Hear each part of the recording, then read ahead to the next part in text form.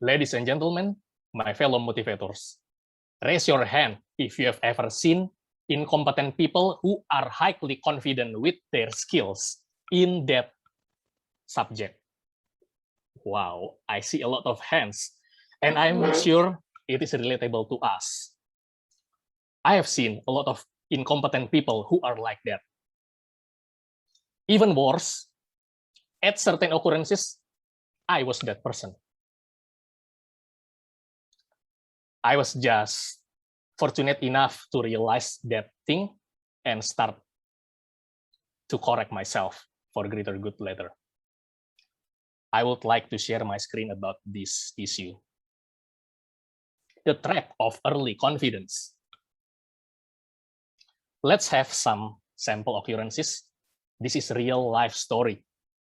In 1995, MacArthur Wheeler tried to rob 2 banks in a broad daylight without camouflage, but he rubbed lemon juice in his face.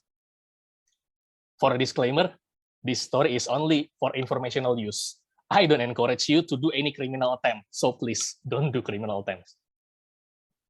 At that time, he thought that lemon juice could make his face invisible to videotape cameras. No digital cameras at that time in typical bank, but videotape cameras. But how could he be that dumb? Let's see in other cases. I think it is relatable to us. We have seen a lot of things like this in social media, in neighborhood, or even in our family, especially in the group, WhatsApp group, I mean. The statement that denies science, they easily believe misleading information just after watching short videos or reading forwarded group message. And they assume that they already graduated from WhatsApp University. So what is the phenomena behind those things? There was a research in 1999 by Justin Kruger and David Dunning. They formulated the Dunning-Kruger effect. Let's see the chart. This chart is created by Visval Khandelwal later to make us easier to understand this thing. Can you see my pointer? Looks like a hand. I point out at the bottom left corner. So the horizontal axis is competence, or skill or knowledge. And the vertical axis is confidence, or how much we perceive or we think that we know. Okay? People with low competence tend to be highly confident. They think that they know everything. But when they are building up their skills or knowledge, their confidence starts to decline. Until certain point, both confidence and skills are gradually increasing in proportional way.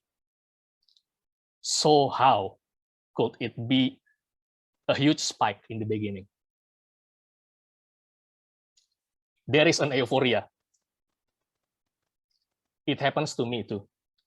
When I started to learn anything like a new music instrument, I felt like, that's easy. The truth, I only knew a small part of it, but not the whole part of it. There were blind spots that avoid me to realize that there are so many things that I don't know. And there are 4 predictions made by Dunning and Kruger about incompetent individuals. The first one, they dramatically overestimate their ability. Basically, this one is more about ego problem. They have inflated ego. For certain cases, even worse could be megalomania or even narcissism. The second one, they are less able to recognize competence in that particular domain. Because of lack of competence means lack of ability to assess their competence. Number 3, look similar, but this kind of assessment is more of peer comparison. How can they compare their competence with others in the same domain? And number 4, this is the phenomena that is explained in the graph. They can recognize their shortcomings after increasing competency. Because when they increase their competency, they realize that there are a lot of things that they don't know and they need to know. It will increase the metacognitive skills, or the skill to assess their competency. It makes us think, how do we overcome this phenomena? Divya Jacob formulated these practical tips. The first one, we need to think before concluding. Don't jump too fast into conclusion. We need to think structured. We need to have structured approach to know more about this domain. Number 2, we need to accept criticism because we are not the best in that thing. So let's accept criticism, especially from the accountable people. Number 3, question about knowledge. Stay hungry, stay foolish, ask better question. You will receive better answer. To conclude, I would like to say this quote from my favorite author, Ray Dalio, in his book, Principles for Success. Triangulate your view with believable people who are willing to disagree.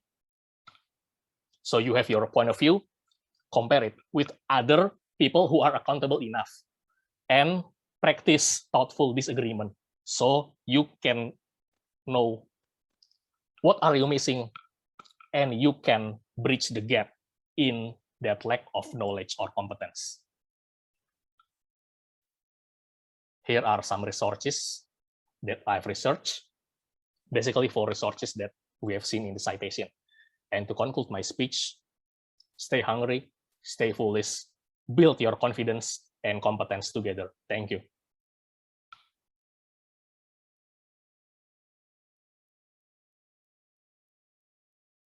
People, aren't you sick of these overly confident people that you've seen in your life that probably works with you?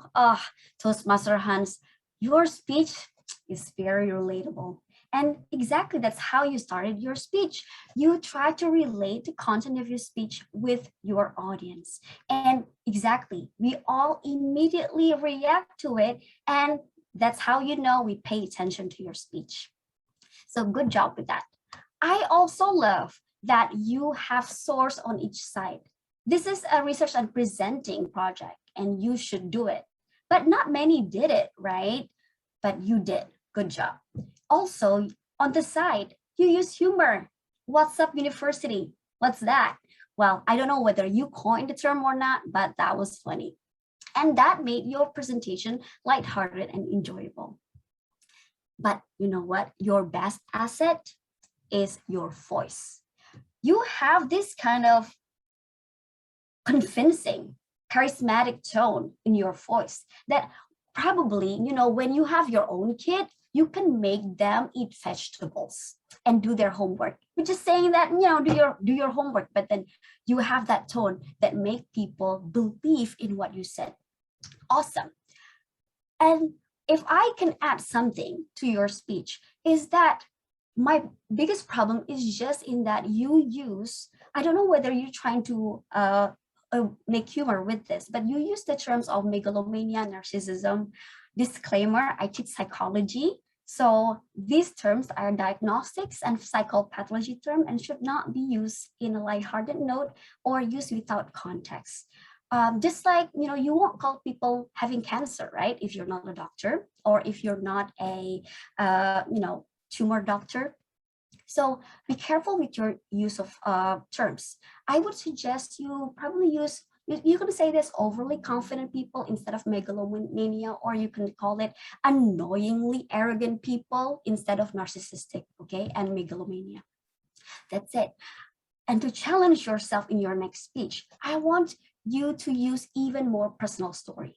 Share something that you've experienced before. if I'm not mistaken, your next project would be understanding your communication style, right? Now, with that project and your tone of voice, imagine if you tell a story. And you know what? I think you can mix your speech with some ASMR, perhaps, make us happy.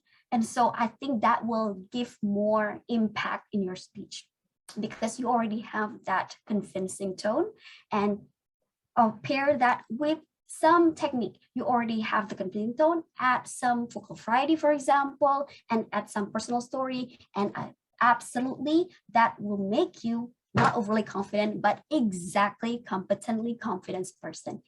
Thank you very much. Back to you, GE.